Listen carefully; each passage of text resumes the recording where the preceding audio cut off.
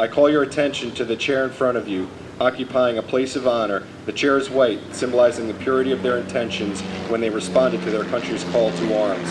The chair is empty because they cannot be here with us today.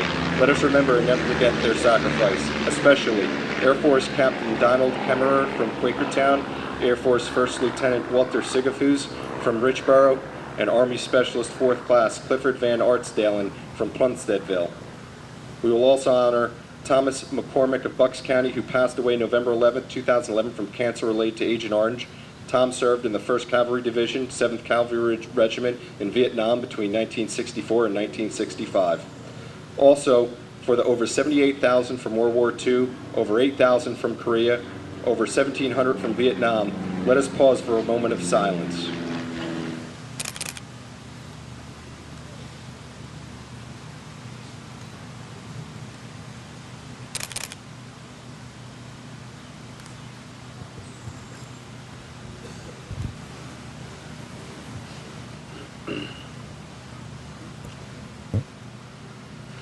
In the time-honored tradition here in Doylestown, the American Legion and Veterans of Foreign Wars will pay tribute to each other's deceased.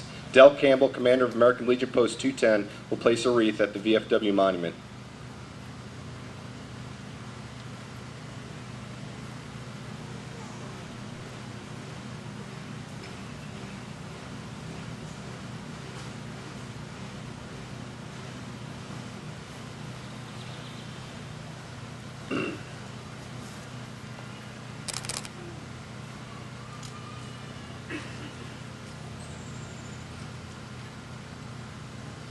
Ed Lopez of VFW Post 175 will place a wreath at the American Legion Monument.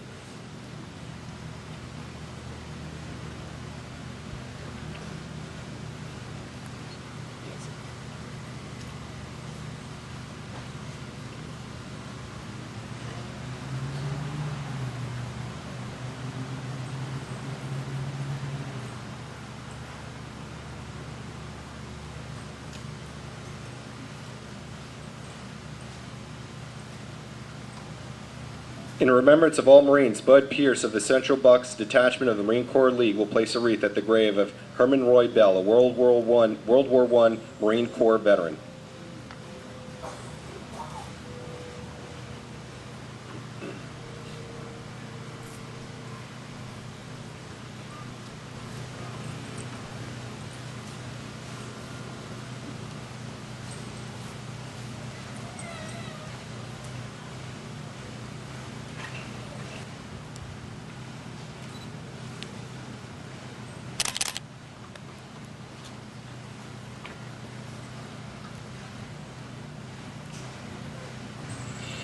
In remembrance of the 58,267, including 133 from Bucks County who have answered their final roll call while serving their country in Vietnam, Rich Quinn, President of the Vietnam Veterans of America, Chapter 210, will place a wreath at the Vietnam Veterans Monument.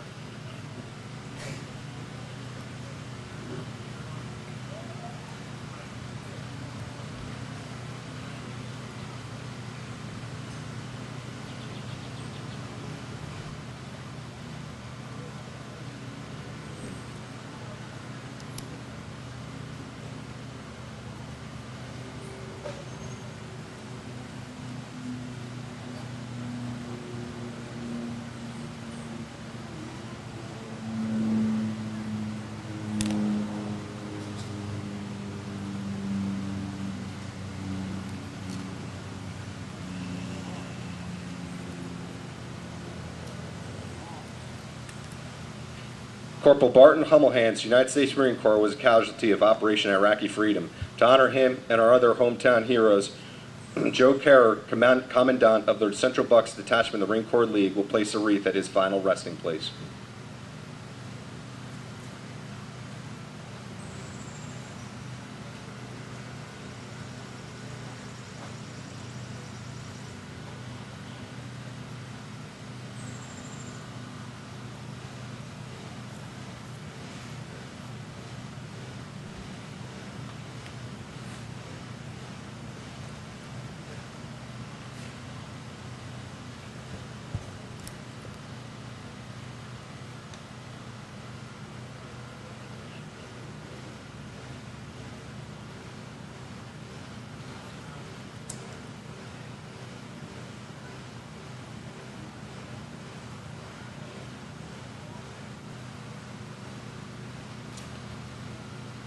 I will now introduce Rich Scott, incoming commander of the Doylestown VFW and chairman of our Global War and Terror Memorial Committee, to say a few words about a memorial we will be constructing at the Doylestown Courthouse.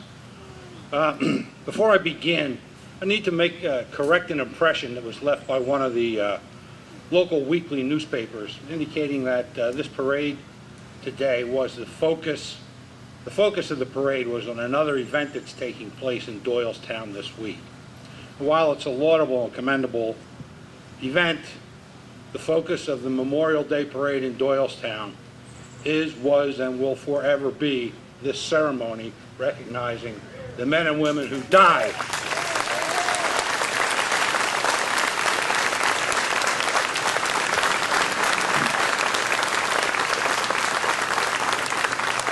Maybe I should leave on that note. That did pretty well. During a recent graduation ceremony for my son Evan, the school's dean began her presentation by recapping her credentials.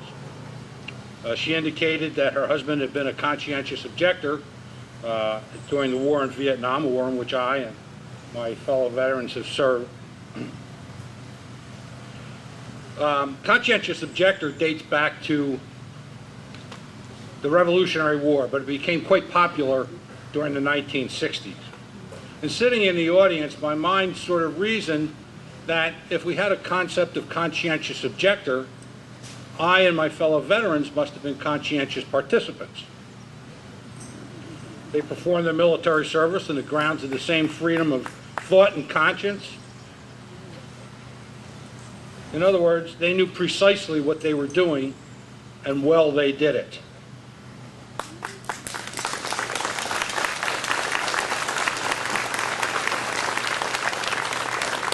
That magnificent document that was penned just a few miles south of here in that hot and steamy summer of 1776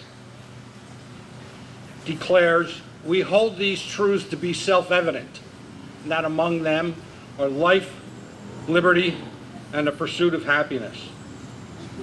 As we exist in our society today, most of us are aware that along with those rights come certain responsibilities. For example, we have the right to drive a car, but we have the responsibility to do it safely. We have the right to listen to music and a responsibility not to disturb others with our music. And from another famous Philadelphia document, we have the right to bear arms,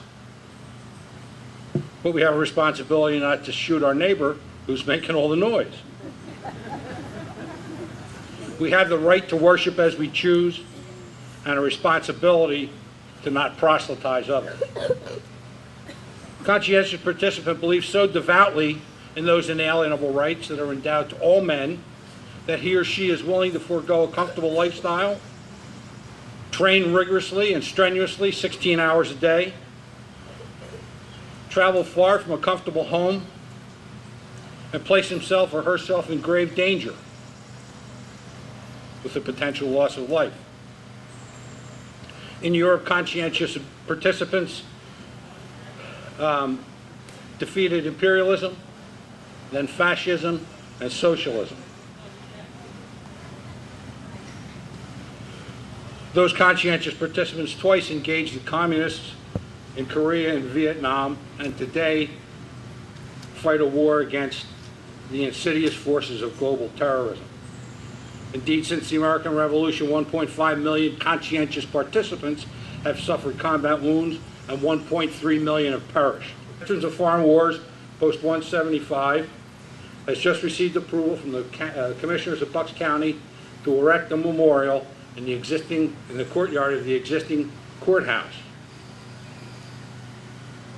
The memorial shall be named Bucks County Global War on Terror Memorial, and it will recognize and honor Christopher Stonesifer, 28, from Doylestown; Patrick Nixon, 21, from Doylestown; William Marr III, 35, from Yardley; Maurice Johnson, 21, of Levittown; Barton Hummelhans, 21, of Hellertown; Robert Mininger, 21, of Sellersville; Kurt Kraut, 43; of Spinnerstown, and Nathan DeTample of Morrisville, 19.